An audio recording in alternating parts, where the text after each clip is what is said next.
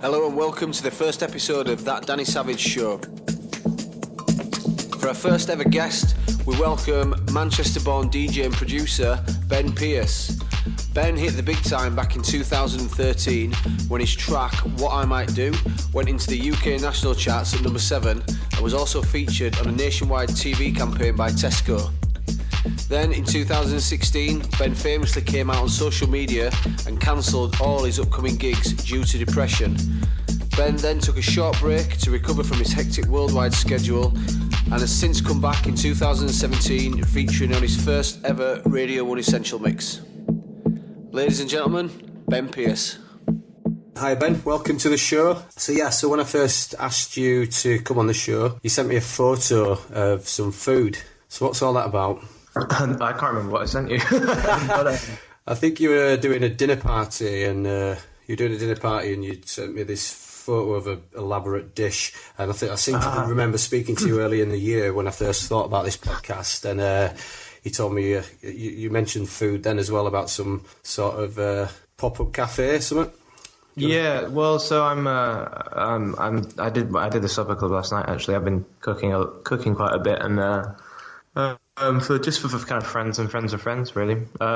Just as it's always been a passion of mine, so it's something I've taken a bit more seriously recently. Got some training, past the cookery course, like a chef's course, and just doing it for kind of fun, and I think also it helps kind of it helps kind of distract you. I feel incredibly calm when I'm cooking most of the time. It's kind of an 8-hour sort of meditation because I'm just focused on one thing, and it's also like making other people happy, which is, again, same level with music, but it's more direct than some forms of making music. So yeah, it's been good. Yeah. So what were the plan you were talking about? Maybe doing some. Also, is that the thing? The supper club? Is that what you? Yeah. Well, I got that. That's just it's mostly just friends of friends that come around to my house. The most I've done is 7 people, but I did 6 last night. 5 courses. Just cook for people, really.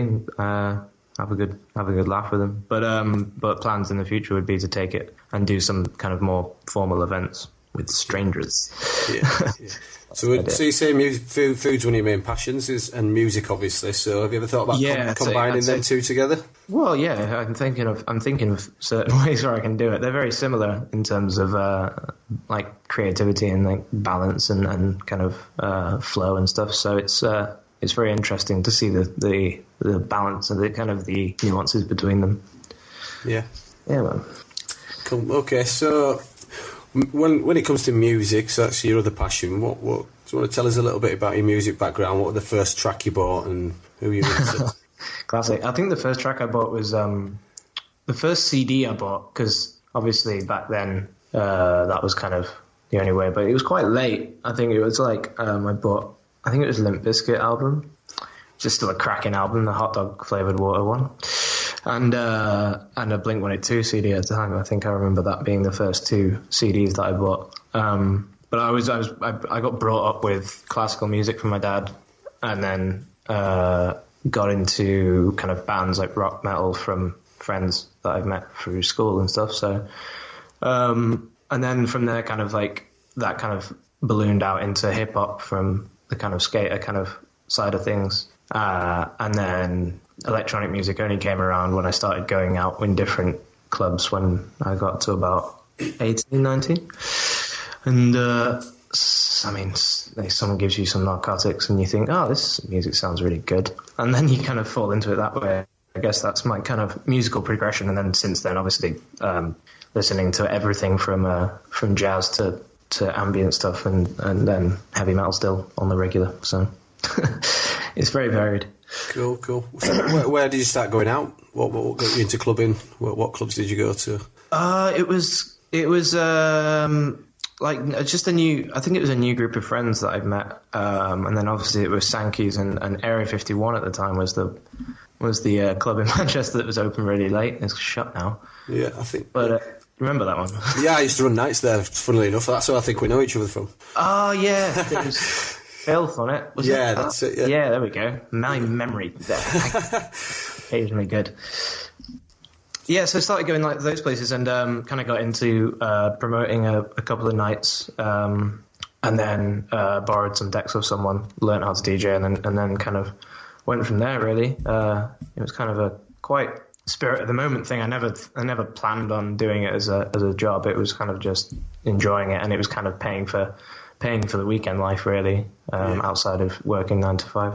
Yeah, I can definitely relate to that. So you started promoting your own events. So do you want to tell me about that a bit? Yeah, so we started, me and a few people started doing events. We did a few, and then, I mean, it's kind of the classic tale of falling out with them. I think that was basically it. We basically had a fallout and stopped doing them, or someone carried. I think they carried on after I kind of left, but it was a kind of good timing for me because, like, I think 6 months later I made the track that everyone knows me for, and so it was kind of good timing, I guess. But at the time, it was a bit shitty. Yeah, what the name of the party again? It was Treehouse. Treehouse, yeah. Right, cool. Yeah. Okay, so did you get into DJing before promoting, or did you get into promoting to promote yourself as a DJ? How did that work? No. So I just started promoting first because I met some people that ran a night at Joshua Brooks, I think it was. So they asked me to help out, and I was like, yes, I'll do it. I went out flyering for them and stuff, which is kind of basic, kind of young entry into the music industry, I guess. I think pretty much everyone's done it. Standing out in the like freezing cold rain, like fingers like ice, and just like trying to hand flyers to people who need to see them, chuck them in a bin like 20 seconds later. It's classic. But so they started doing that, and then, as I said, somebody lent me, I think it was Mike McGuinness or somebody lent me some decks and some vinyl, so I just kind of learned at home. I think it was, if you remember a track called, was it Misha Moore? Space. Do you remember? Was it Space? I can't remember. I should.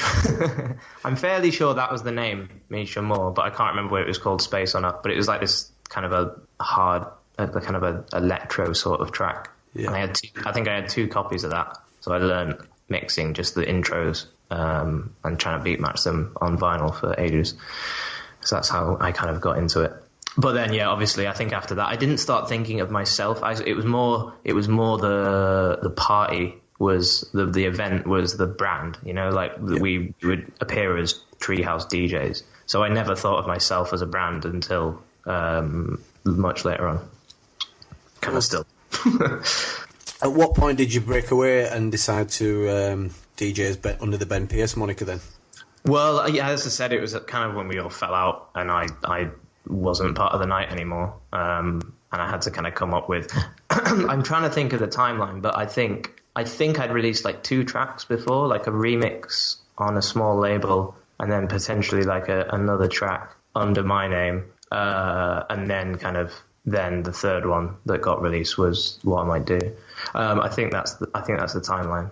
Right. But Did you feel any sort of bitterness when you through the breakup, and did that give you any sort of enthusiasm to go and prove yourself as an individual? Maybe, yeah. I think there probably was a bit of that. I mean, as I said, it's really hard to recall my emotions, and I think, especially thinking back on these situations, everyone's got their own opinion on how it went down. Like the past kind of doesn't exist really, because it's just your memory of it gets kind of clouded by you forgetting certain aspects and you just remembering it from your side. So it's but I kind of remember the being quite upset and annoyed about it at the time, and I guess that maybe galvanized me getting in studio more. But I think I was just doing it more for just fun.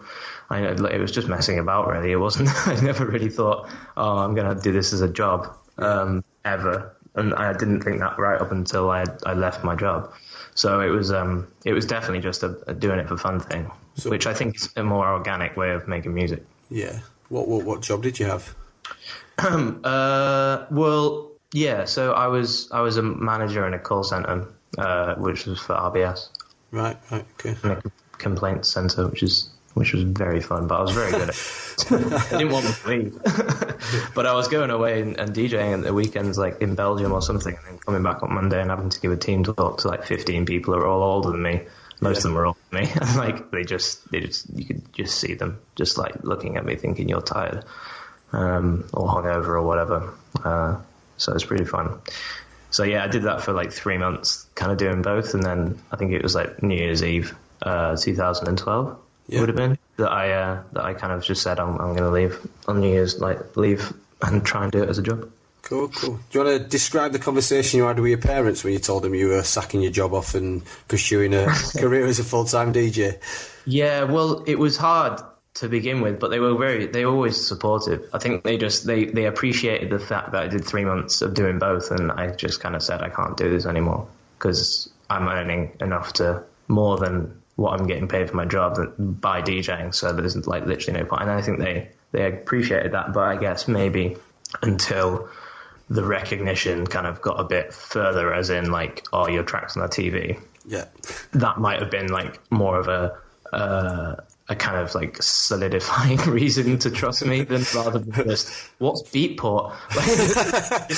They don't know, they have no idea. So it was, and it's always difficult. I think anyone that doesn't work in the music industry doesn't fully understand it, because it's one of those things. It's like anyone's going to go and be an artist or work in fashion. It's one of those, if you're not one of those industries, if you don't know it, it might seem very different than the reality of it. But I mean, the truth is, it's still a massively difficult industry. But no, they were always supportive, so it was fine.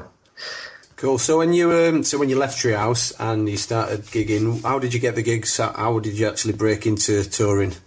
So I got picked up quite early by it was Coda, I think. I can't remember the woman's name. So I got picked up quite early by an agency and a management company at the time, Grade Management.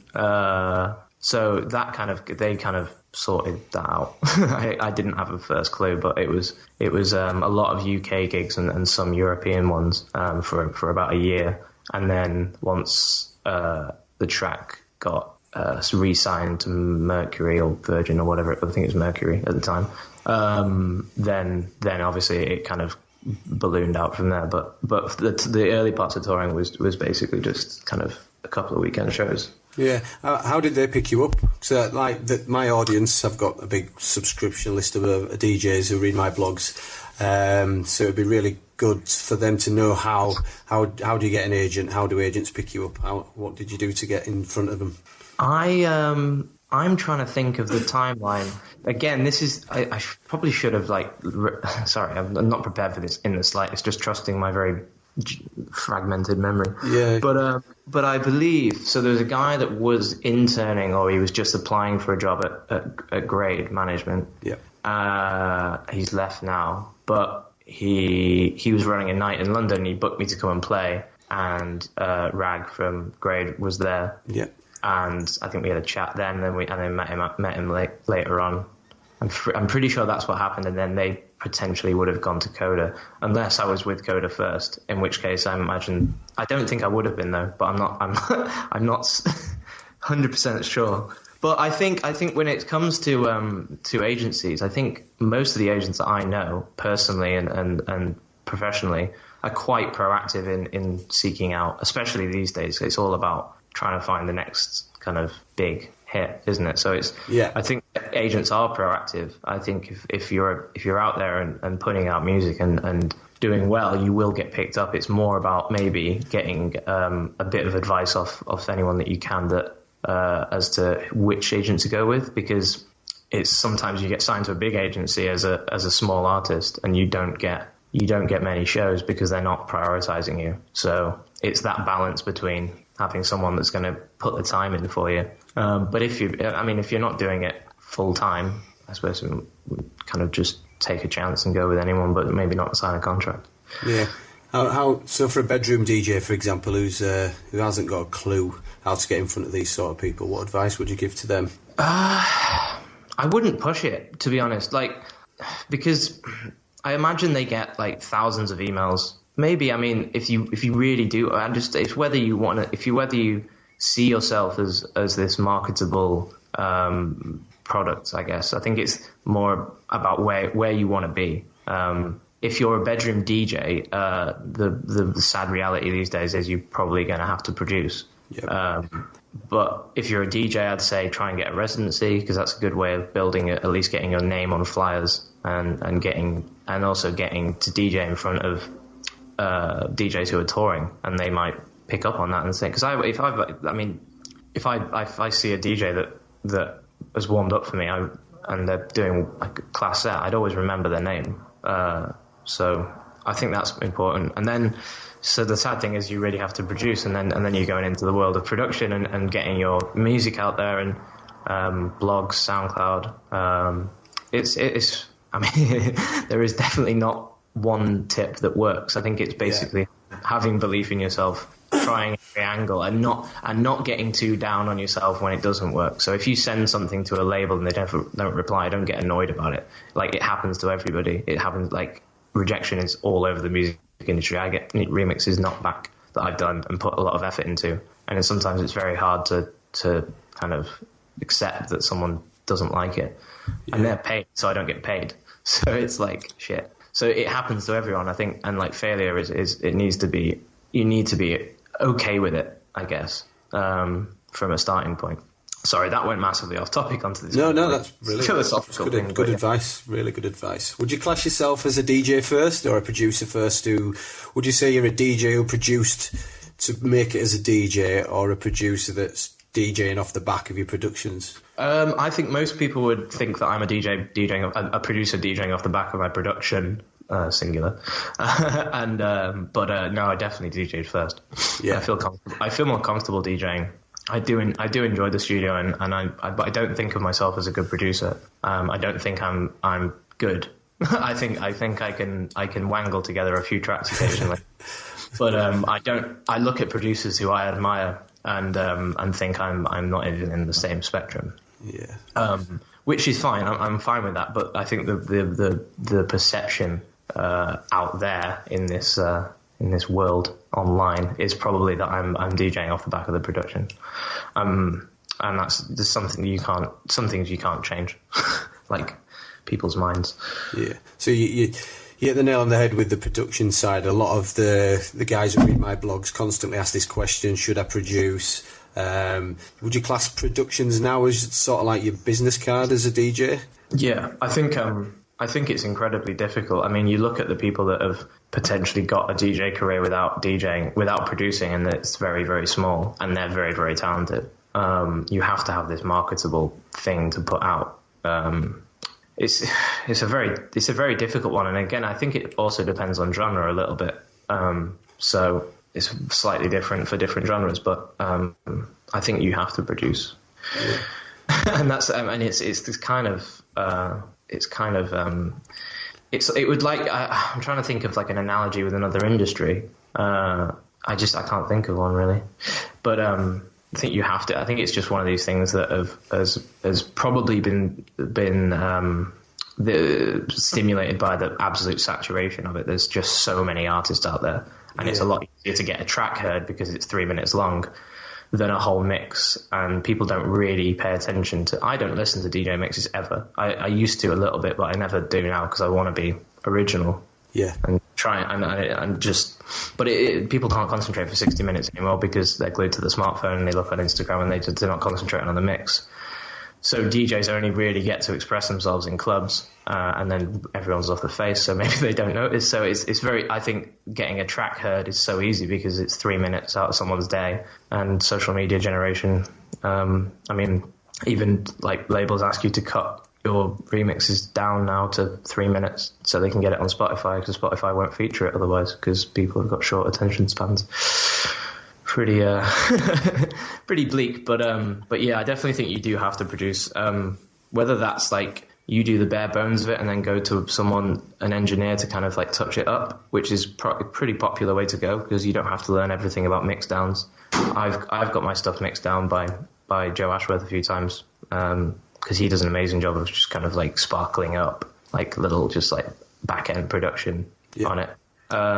So there's options out there. I wouldn't go the full ghost producer route because as soon as you get found out, no one really likes you anymore, unless you're already established. So yeah, I think there's definitely options. But I also think that creatively you can be a lot more yourself in a production than a DJ. Like, you have to do something really out there to stand out as a DJ these days. As much as like the music nerds will always love the icons, the gods, but the general consumer, I can't think of like somebody, a DJ that would like stand out for his technical ability to the average person in a club. I think that's the kind of, because most people don't really care how the music's being played. They don't care if it's on vinyl. Don't give a shit. They care about getting a Jaeger bomb and just dancing and having fun with their friends. So who are you playing to there? Who are you playing to if you're trying to be original as a DJ and try and do something different? So that's maybe why the production things become so important. Yeah.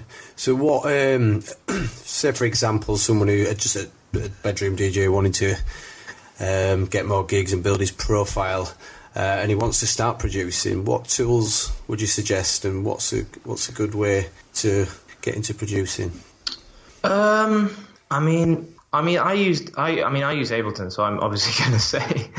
But you can start so simple. I started making a lot of edits, so I'd get a disco track and just practice filtering it, arranging it, chopping it up, and get sample things, because like until you learn and watch YouTube videos, but until you learn these techniques of making things sound good, to keep it very layman's terms, until you develop those skills, you're going to struggle. Like the first 100 songs you write are going to sound like shit, and then the next 100 songs you write, you'll think are good, and then until you write the next 100, and then you'll look back and go, no, they're terrible. I look back at the songs I made last year and hate them, but the ideas are there sometimes, so I go and revisit them and change them and develop them more. But no, it's just sample things, and kind of remix things.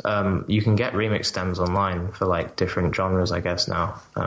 Just get the stems and just mess about with them and see what you can come up with. I think that's probably, it's more about the creative side and enjoying it. And if you hit the ground running and do some edits and really enjoy edits and remixes, ask people if you can get stems. If you've got mates that have released tracks, just say, can I have the stems just to mess around with? I'm not gonna release it.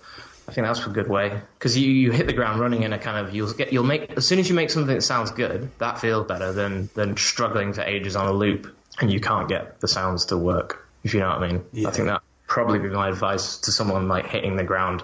And don't worry about hardware. And if you can play an instrument, great. If you can't, you can still get by. Don't worry about hardware, really. There is some fun stuff you can do if you've got the kind of money to get like the Roland like Ira stuff, or the Korg kind of the mini little things to have a play around with. But I wouldn't worry too much about it. I think there's a kind of obsession with the hardware, but software's got so good, you can get really good free plugins. So yeah, I guess that's probably what I'd say to someone like starting. Just make sure that what you do, you enjoy it, and because if you get bogged down thinking, oh my god, I can't get this kick to sound like Robert Hood's, well, guess what? You're not, unless you put the time in and learn how to kind of make these things sound correct. And there's a lot of, and everyone's still learning. Pretty much every producer's still learning. I'm still learning new things and testing them out, and some of them don't work. So yeah, I think hit the ground running and be positive is probably a good place to be. So is there any sort of like go-to places for training you'd recommend? You mentioned YouTube. Is there any sort of channels you'd recommend, or any online courses? I can't think of any. I know that there is online courses available from all your reputable music colleges. YouTube is always bloody great. There's like the Point Blank stuff. They have master classes with producers, which is always really interesting. You get really good tips from those. I'm trying to think. There's not really any channels. When I was watching YouTube, it was a long time ago. So there's probably a hell of a lot more now. And there's even just bedroom producers who pretty much their only thing is they release music and they put tutorials online to how to make a kick drum or whatever. So just watch those. I mean, some of them are incredibly boring. Like, it's just like, you can think if you're a bedroom producer, you don't really have much charisma. So some of them can be a bit just, and especially if you're coming in on it and you don't know the terms, you're just like, what? This is like, so I don't know. Just experiment, just Google stuff and find out what you want to. There's I imagine there's so much more now than there was when I started. I haven't really looked, but the internet's amazing for that. I think that's one good thing we can say about it.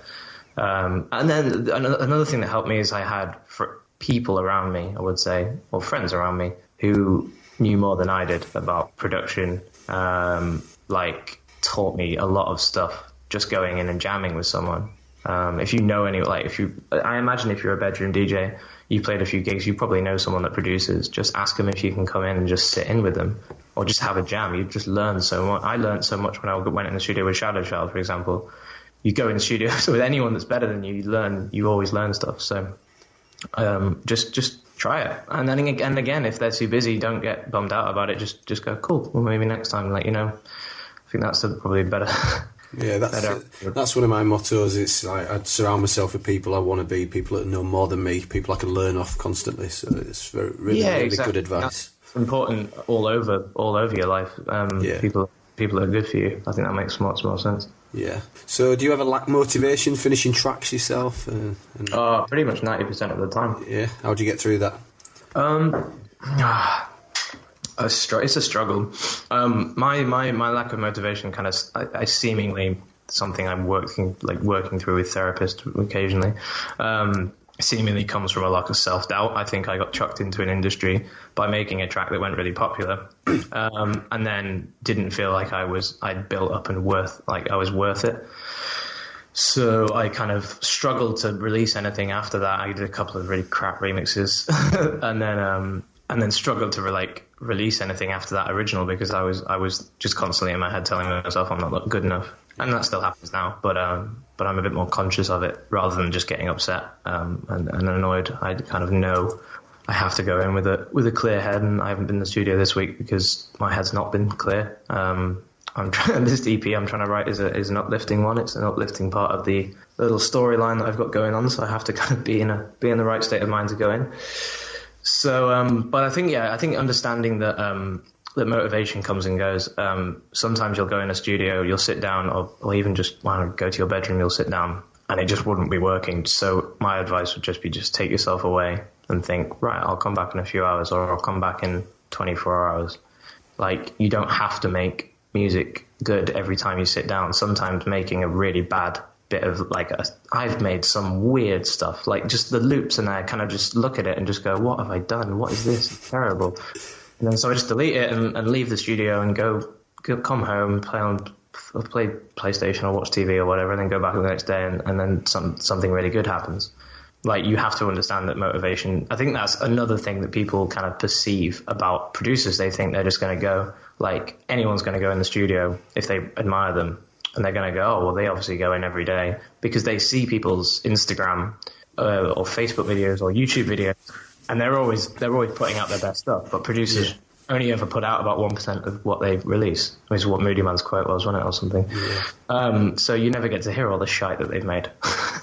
So I think it's that kind of myth that really gets to young producers when they're not making anything that's good, or they get maybe bad feedback. I think you've got to understand that it's your next good track's just around the corner. You just got to keep fucking going, because otherwise you're never going to get there if you get upset and annoyed that you're not there already, if you know what I mean.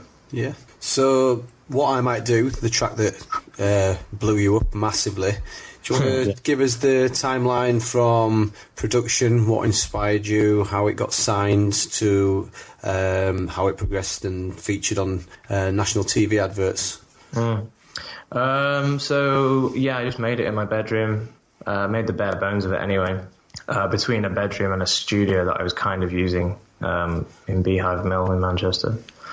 It was so simple, and I was so bad at production at that point. I think that the idea was there, obviously, and the a cappella fit really well. So basically, what happened was I put it in a mix, and David from Under the Shade, pretty much the same day, I think, or very quickly messaged me on SoundCloud and said, "What's that track?" And I said, "Oh, it's mine." And he said, "Is it signed?" I said, "No." He said, "Can I sign it?" I said, "Yeah," because I was fine with it. And then we kind of had a few months of back and forth, kind of saying it needs tidying up. And so I got some help of a friend in Manchester, just kind of making the bass sound a bit better, because I didn't know what to do with it. Just advice, really. Then and then so we were umming and ahhing about it because it had a sample. It was a small label. He didn't think that he could clear it or get it cleared. So we talked about maybe putting it out on white label vinyl. And at the time, obviously, I was open to anything. I didn't really have any plans for it. I didn't know it was good. I knew that people liked it. And then my friend, Stretford Dogs Club, that's his DJ name, by the way. It's not his name. And so he had Solomon on one of his events in Manchester, like an all-night set. And he happened to have it on my track on in his car on a CD. And Solomon asked what it was. And that's staged. Were it staged so he heard it? No, he literally said it was random. He forgot it was there, or he didn't know what CD it was, and he was driving back from the airport. And Solomon then grabbed it off him and started playing it. And then as soon as he started playing it, kind of things started escalating a bit more. And then on MTA, which is Chasing Status. So yeah, a bit of further backstory. Obviously, from being in rock and metal, dubstep and drum and bass kind of crept into that scene. We always had like an hour of drum and bass in a metal night, which was kind of worked, I guess. So obviously I knew who Chasing Status were. So I got an email one day just saying, "Hi, it's Will from Chasing Status. I want to talk to you about your track. I heard it in Panorama Bar. Solomon played it." And I think that my first instinct was just bullshit. I thought it was basically someone was trying to like rumble me and get a copy or something. So I literally ignored it 3 days. And then I thought back and I went on the website MTA Records, and I didn't know they had a record label at that point. So I looked at it and I saw that it was their record label, and I was like, all right, okay, this might be real. So I emailed him back, and then we got talking. I came down to London when I think I was DJing in London anyway. I went to meet him and Sophie, his wife, and then label manager. And so we kind of just chatted, and it was surreal because you're meeting someone that you looked up to for ages and like massive drum and bass act. And then MTA kind of reached an agreement with Under the Shade to sign it. So me and Under the Shade kind of split my 50%, and we still are. So it was kind of like an agreement, and Under the Shade released 300 copies of the vinyl, but MTA handled the digital release, and then when it came out, I think it was in November. So this had happened probably over the summer. I think it got signed to Under the Shade in July, and then this is probably November where it comes out. And then it was Beatport #1 within a week, and then blah, blah, blah. And then a year later, exactly a year, or maybe just under, it got on the Florence and Fred advert, Tesco. Then it was the most Shazam track in the UK. I think it held that record for like 3 years or 4 years. And then it obviously got re-released by I think it was Virgin at the time. I get so confused. These major labels always taking over each other. Virgin EMI maybe. But anyway, it got re-released. And then it went to number 7 in the chart, in the top 10, and then it went #1 in Italy and platinum, and #1 in Belgium, or #2 in Belgium, and kind of just went worldwide, I guess. And then things started to get really crazy. So that's probably the timeline. And people are still buying it. I'm still getting paid, which is good. So you said things went pretty crazy. Do you want to explain? Oh yeah. What, yeah, I mean, how did it change your life in a touring aspect? And yeah. That first year was it was just fun. Like, you're having so much fun. It's a dream come true, really. Well, it wasn't a dream come true because I never dreamt it in the first place. It was kind of surreal. I kind of thought it wasn't going to last forever. I thought I'll have a year, and I'll go back to doing my job, but I'll enjoy it while it lasts. So made the most of it and everything. And then when it did go top 10, it was kind of a bit more serious because it was all of a sudden I was doing interviews with Belgian TV channels, and I was still young. Like, I think if it had happened now, I'd handle it a lot better. But being young, I kind of enjoyed it a lot, and kind of just went head on into these like crazy schedules, playing like 3 or 4 gigs a week, with no regard for being healthy at all. Like, kind of just doing all the parties, staying up late, not doing anything calming, coming home and trying to go back into the studio and being under a certain amount of pressure to release more music at some point. And then, yeah, so it was kind of just like a whirlwind. And I think it's only when it kind of like finally hit me that it had taken an effect on my mental health. That's when I can reassess it now, looking back and thinking, fuck, I was stupid. But I think pretty much anyone in the same situation would do it. If you get the kind of this life and lifestyle presented to you on a plate, you're going to go for it. Yeah. Can you pinpoint the actual problems, what you encountered from the touring side of it? It's all reflective, really. I didn't at the time. I didn't pinpoint anything. It's not pinpointable, sadly.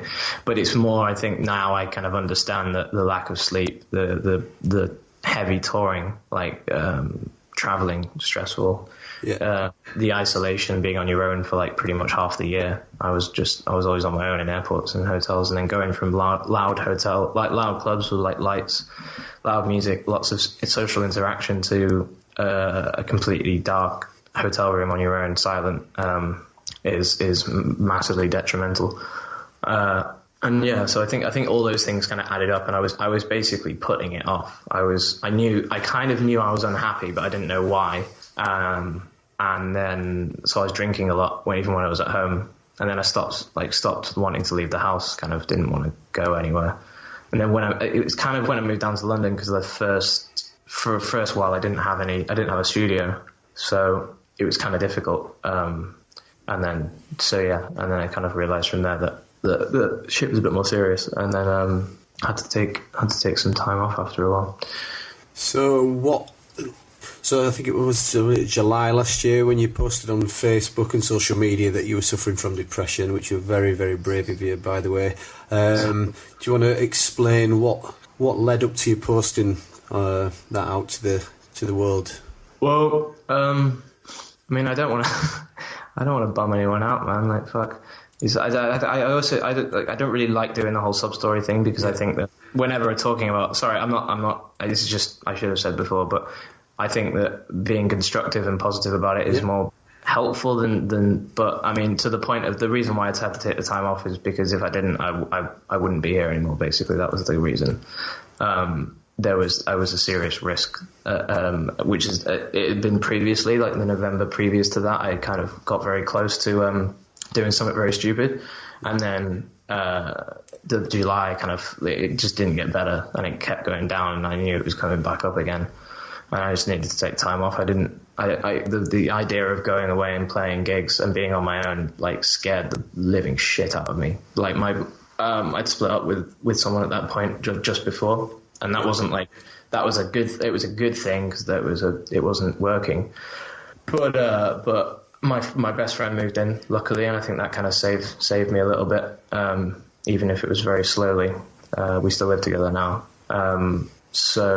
Yeah, so I kind of needed the time off, and the Facebook post was literally only just to say, here's why I'm not turning up. I didn't want to just cancel the shows and put out. I needed to be honest. I felt I owed it to the people who had bought tickets, if there was any people that had bought tickets, because they were quite far in advance, some of them, and it was like 6 months worth of shows. There wasn't out like loads, but there was quite a lot.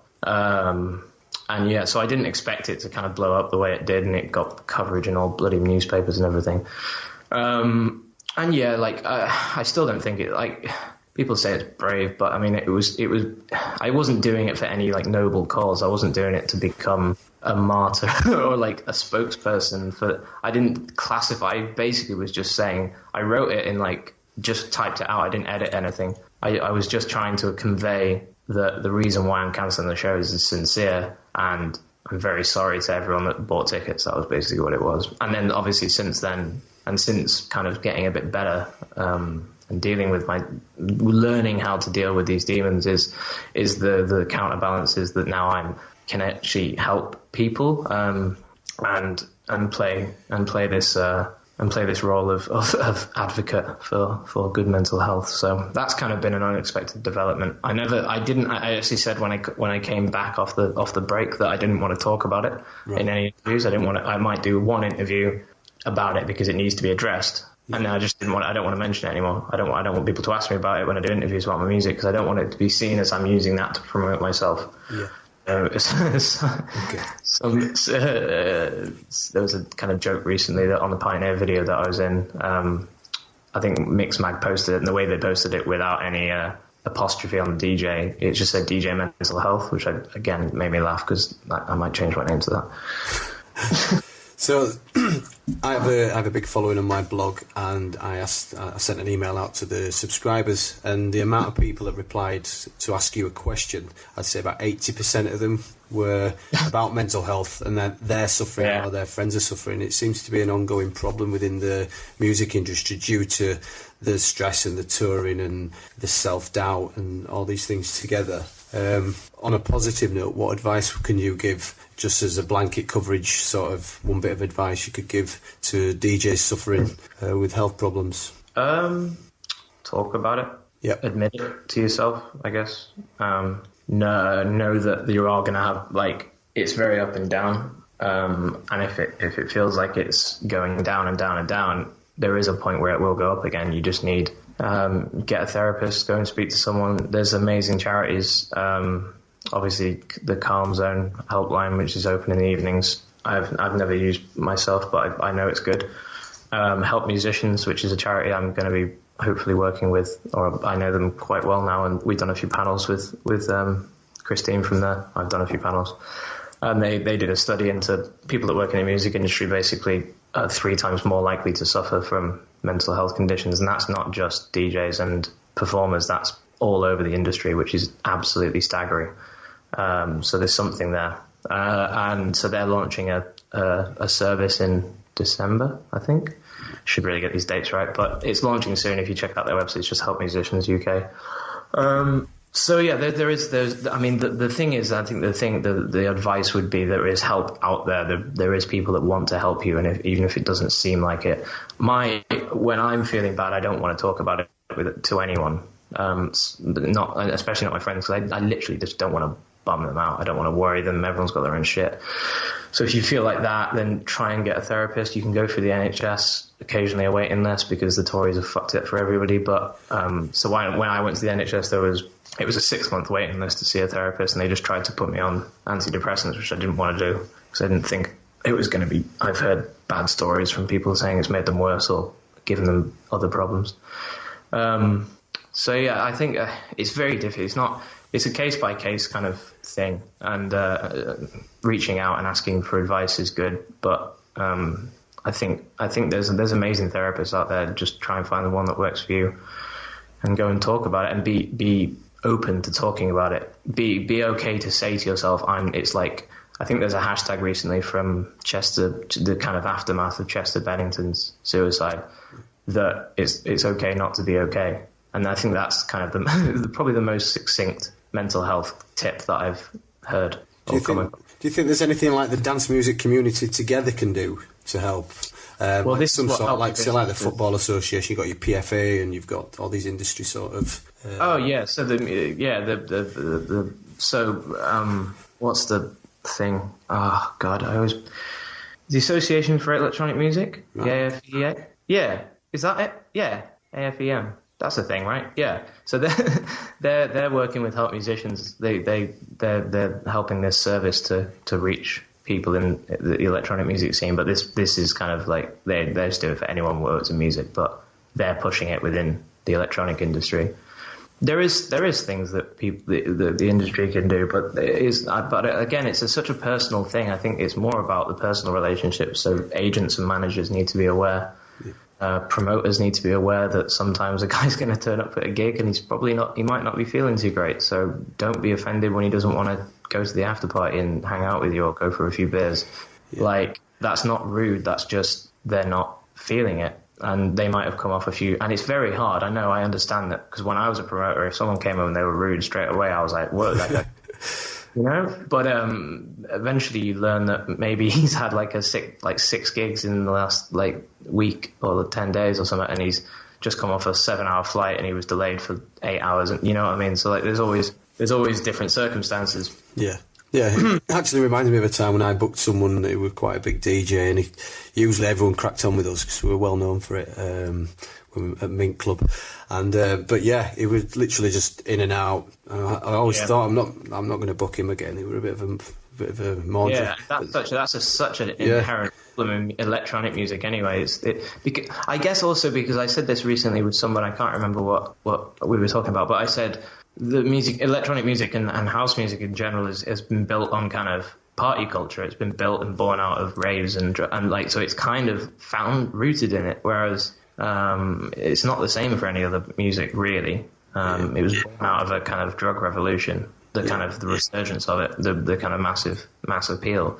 So it's very difficult to detach it from that. And obviously, it's linked. But also, I also think that the drugs and mental health talks should be held separately, because there is absolutely no correlation between drug use and mental health conditions in electronic music. Obviously, there is a reason why maybe people take drugs to escape those. That's the same with alcohol, and that's far more dangerous because it's legal and destructive. So I always think that those two things should not be talked about in the same conversation and linked to each other, because I think it doesn't help anyone. Yeah, that's true. So although you had a bit of you had a dreadful time of it through your depression, do you think that the break did you good in your career and in life? Was it good to take that break? It's been difficult. I mean, I've struggled to get back. I released music. It's not reaching anywhere near the numbers that it kind of maybe should be. It's very difficult. I think there's also probably still a stigma that people don't really want to book me in case I cancel, which is fine. I admit that, and that's fine to think that. It doesn't offend me in any way. I think also the thing is that when you know, I think the thing is that people step on eggshells with you a little bit. They think that I'm like just one bad sentence away from a total breakdown, which is like I can still take a bad review. If someone said I'm shit, it doesn't bother me.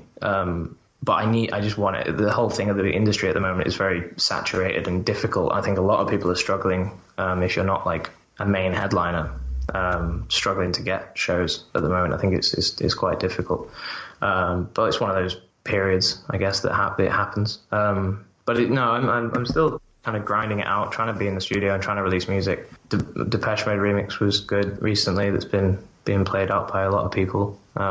So it's going in the right direction. It's just difficult maybe to get back to a kind of a structured month. So not having to struggle for cash really, because the kind of the time off depleted my savings, which was fun. But it was definitely needed, obviously. But I'm still not it's not just like I'm better. It's just like I'm more aware of my down days and understand that I'll have to take one or two occasionally and just reset. So it's just the dips aren't as low anymore. So yeah, that's the kind of thing. Yeah. So you become more aware of your this issue. Like before, it would kind of hide in the back of your mind and you wouldn't know what it was. But now I can wake up and if I don't feel good, I'm like, well, I kind of know why. So it's not as scary because I know what it is. So you can kind of deal with it a bit better. Yeah. But it's still occasionally a struggle. Yeah. But I think it's definitely had an effect on my diary. And I find it hard and it kind of contributes to it because you feel alone, because if you put a track out and not many people listen to it and you try and post on Facebook, and if you don't spend like 400 quid on a boost, you can't reach your fans. Like you do feel alone, you feel isolated. You're like, how do I talk to the people that apparently like my music? So it's very strange. It's a very strange industry because it's all based online. You're consistently, unless you're like constantly touring, you're basically detached from all your fans like all the time. So I think maybe as an industry, we need to move maybe towards, I don't know if this is something that people can do or artists can do, move towards more of a kind of fan mail based, direct contact system, and stop spamming people. Like I get EDM DJs emailing me. I don't know how they got my email saying, "Oh, please vote for us in the top 100." I think we should just have fan mail once a month. Just say, "Oh, this is what I'm up to," and just don't spam people, and then people will be more likely to receive this direct contact. But obviously it's never going to work and happen. But it's just too much. People just posting everything, like just spamming everyone all the time. And if you don't post, you're never going to get into that kind of cloud of stuff that everyone else is putting out, so you don't get heard. It's a very and also linked to that maybe is that most of the Silicon Valley kind of guys, the engineers that develop Facebook, they don't use social media at all. They think it's really, really bad for you. There's been loads of studies to say that it's very bad for your health. So it's not good because it breeds very toxic kind of mental thoughts. So to have a industry that pretty much relies on it currently is maybe a reason or one of the contributing factors why it's more prevalent that people are suffering. Okay. So when your comeback was in like March this year, is that right? So. No, not really. So it was basically like, hang on. Yeah, so I kind of did one gig in November last year. Yeah. So that's what I mean. It's been kind of slow. Put the first bit of music back out and launched this kind of Ascension EP run out in January. So that was kind of the What's the story behind that with the astronauts? Do you want to go into that? Yeah, so it's slightly metaphorical, but it's not a direct link. It's more of a story. So it's this astronaut who goes up and then gets lost, and then he finds his way again from getting support from like messages of support through his radio, and that gets guided towards this place, and then he reaches this, which I've not really decided what the final bit will be, but it's given me a bit of direction. So I've gone in with every EP and been able to think, right, I know what I'm writing about, and it's given me a real direction to write from, like good music that feels more connected to to me than just going in and going, right, I'm going to write a banger. Like, and they're not as popular at the moment than the big club like bangers and tech house stuff, and fair enough. But I'm actually writing music that connects to me and means something. I wrote all the lyrics to the last single, so it's good. It feels more natural to me, and it's much more inspiring to go in the studio with those kind of. And then, so after this, I've got 2 more EPs left to do, and after this, I don't know. I might do another similar thing, or I might just go back to releasing more clubby stuff. I'm not really sure, but it's been a fun little concept to do. There's going to be a whole like album sort of thing at the end of it with like artwork and all this kind of. There's a lot of visuals and stuff that are being developed around it, so it's really cool. Cool. So you recently featured on the Radio 1 Essential Mix as well, I think. Yeah. I think as most DJs would class that as sort of like the holy grail. You've absolutely made it. Once you feature on Pete Tong's show, the Essential Mix. Do you want to describe the feelings you got when you were asked to do it? Yeah, I mean, to be honest, again, because I've grown up with rock and metal, I didn't really know what the Essential Mix was until I was about 19. So, you know what I mean? I don't have this kind of... this is not a bad thing, because I now know how important it is to people, and it's amazing. But for me, it wasn't triggering any sort of, like, childhood. You know, like other people have said like that they would listen to it when they were a kid, listen to Sasha and Digweed and everyone. Retrospectively, yeah, it's amazing. But for me, it was... I put so much effort into any podcast that I do, really. I didn't want to overthink this one too much. I didn't want to make it, like... anything like more than just because I try and do the best I can at every time I DJ, and sometimes it doesn't work. But so I kind of just approached it like I'm just going to put in some of my favorite records that I like playing out, that I probably play out more than any others, and some stuff that I just really love like listening to and playing. So I kind of just treated it like a normal mix, which I say that to people and people are like, what? And they might get offended by it or think that I don't care. It's not the same. It's more I put an equal amount of effort into everything I do when it comes to DJing. So, yeah, I didn't want to. I think it might have been a better thing, because I think I probably would have felt a lot more pressure if I'd grown up listening to it. Okay, so I think what we're going to do now, I've got, like I say, I've had hundreds of emails from DJs asking questions. So if we could, let's have a look through a few of these. Adrian Costa from Bucharest asks, what promoters are looking for when booking DJs or live acts? I mean, I can only speak as my personal promoter experience. I booked people that were good, that I liked their music. And I think, again, that was the only way that you found these people. but we booked. So we had Death on the Balcony, Marquee, Art Department, Clockwork at the time. I guess there's definitely the flavor of the month kind of DJs, or the people that are like really in demand at the moment. I think that's always something. So I'm guessing you're talking maybe in terms of you're not on an agency that are pushing you out, and you've not had like a. Is he thinking maybe more in terms of like residents, or it's quite a broad question.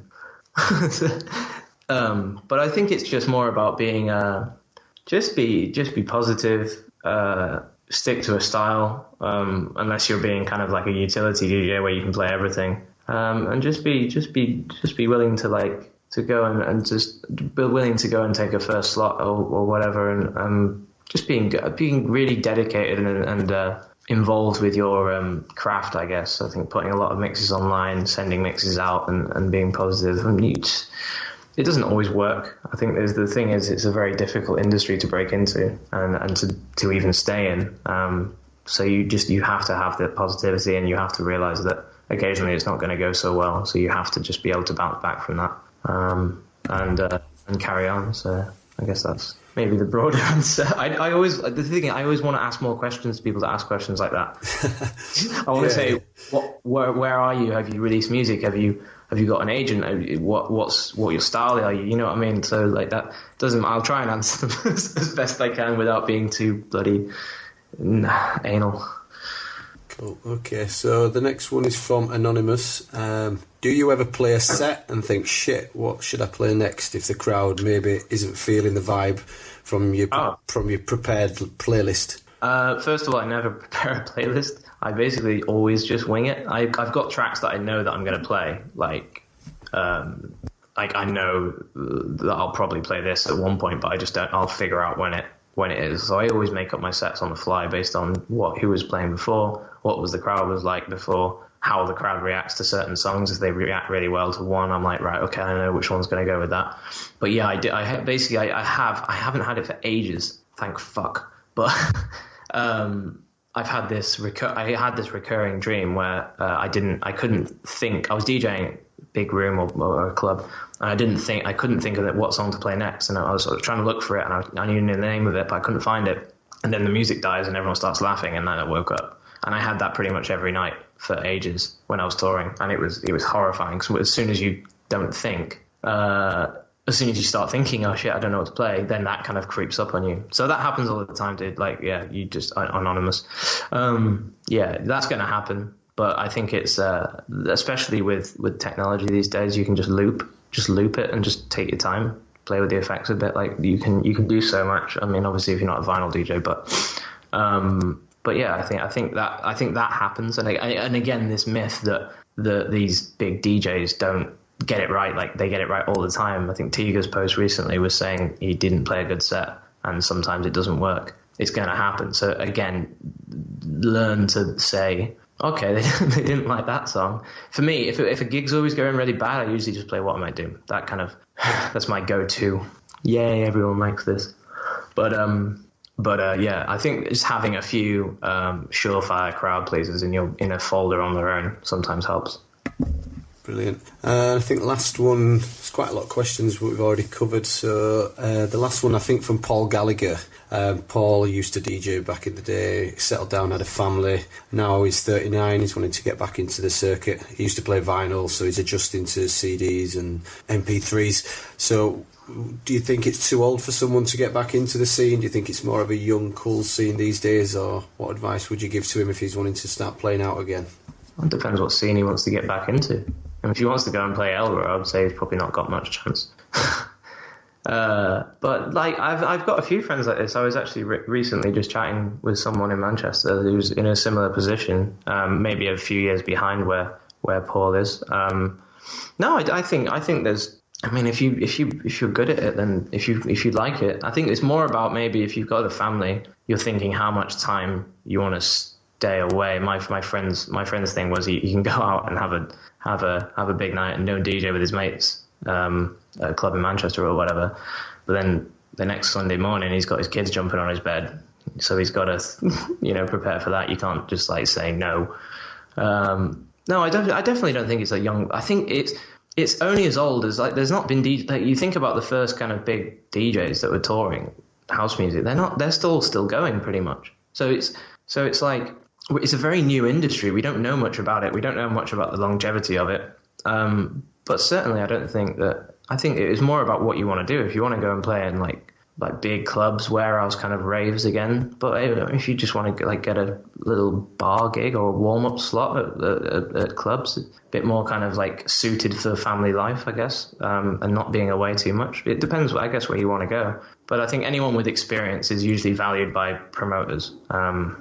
If they're good promoters, if they're not just like 100 tickets sold off each little kid that comes and plays, those kind of promoters are not good. But yeah, no, I definitely don't think it's you're never really too old as long as you enjoy something. Good advice. So these questions are from my blog subscribers. If anyone out there is listening and they want to ask questions to future guests, you can email me by signing up at the blog, dannysavage.com. So finally, what have you got coming up over the next few months? Releases, gigs, and where can we find you online, Ben? So, I mean, the online's the usual social medias stuff. I've got I guess, yeah, it'll be announced by them. So I've got a residency in Manchester starting. It's going to be every month with some guests. So it's me and guests, or guest every month. I've got a few gigs kind of dotted around. You'll probably just be able to find them on my Facebook page instead of just going through them. I'm trying to now finish my EP.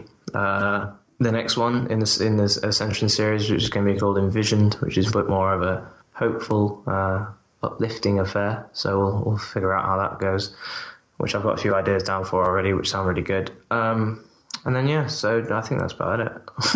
just grinding away. Yeah, what are your social media handles if anyone wants to find you online? Yeah, so hang on, fairly sure. Yeah, so Facebook is Ben Pearce Music, and Twitter is Ben Pearce DJ, and Instagram is the same as the Twitter, Ben Pearce DJ. But they're all linked, so I'm guessing you can find them. But yeah. Brilliant. So I think that's more or less everything. Is there anything else you'd like to share with the listeners before you go? I don't know. That's like saying, it's like when someone says say any word. I'm like, there's so much. I mean, the thing for me is if you are like potentially suffering every now and again, just surround yourself with the people that make you happy. Like, don't spend time like with people that don't like sit with you, right?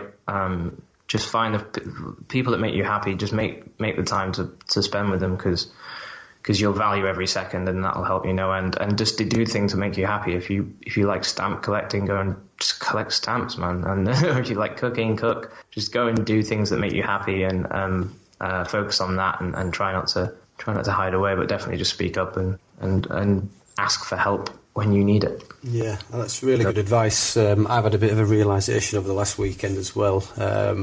I did an ayahuasca ceremony, and it made me realise that I'm constantly chasing success, and I'm constantly trying to do this and that, and I'm surrounded by success. I've got an amazing family, I've got amazing friends, and you just tend to let this whirlwind of trying to better yourself and work in this industry take you away without realising what you've got around you. So it's just appreciate who you've got and spend more time and talk to them.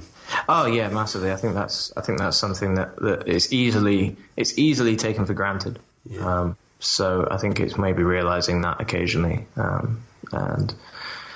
just making the most of it. Brilliant. Well, I very much appreciate you coming on board for my first ever interview. You did all right, mate. It's been a pleasure. Yeah, it sort of seems to get into a flow, and it all comes together pretty naturally. Oh, really. It does. I mean, we're all cut from the same cloth. In the music industry, we can find common ground pretty much anywhere. So you say you've got your own podcast coming out as well. You told me earlier. Yeah. I've just started to record it. It's a bit more of a light-hearted affair. Maybe talking about pretty much anything, starting within the industry, and then I'm going to move it out to. There's food and esports on the agenda already, but I want to talk about some serious issues, but make it kind of fun and and lighthearted, so it's easier to digest. I think that's the aim. We'll see how it goes. So where can we find that when it's out? Have you got a date when it's going to be released, or? I'm talking to a few producers and syndicators at the moment, so I'm recording them and getting them stacked up, and then hopefully, I'd love for them to be out by next month, but we'll figure it out and see. Brilliant. Okay, yeah, man. Well, again, thank you very much.